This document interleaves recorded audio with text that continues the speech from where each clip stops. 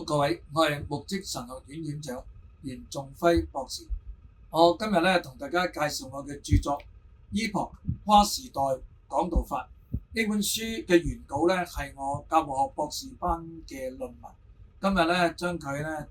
編輯成為一本書，一本咧同人分享講道方法嘅書。我希望咧能夠幫助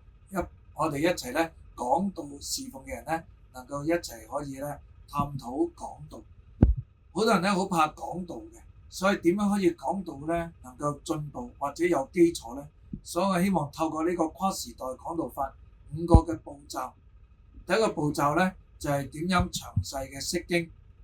然之後第二個步驟就揾出講道嗰段落經文嘅神學，然之後咧構思從經文嘅大綱到講道嘅大綱，最後咧基於一個準確嘅聖經神學，可以咧建構一個咧合時代嘅應用，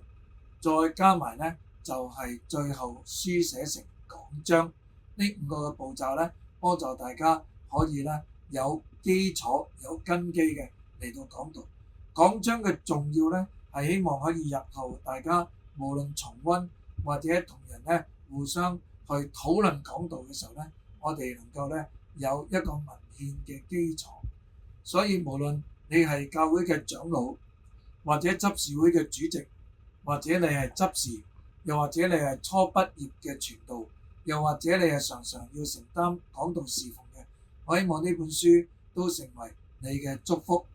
我更加用咗尼希米記咧，成為一個方法經文示範嘅藍本，希望大家能夠可以透過呢本書裏邊嘅方法，同埋已經俾咗大家嘅講章，可以咧嚟到明白呢個方法，亦都咧能夠呢個方法俾大家講道嘅時候咧清楚一個方向。我哋一切從經文出發，然之後咧去書寫成為講章，對呢個時代教會嘅需要咧，我哋作出適切嘅牧養。盼望咧神都使用呢本咧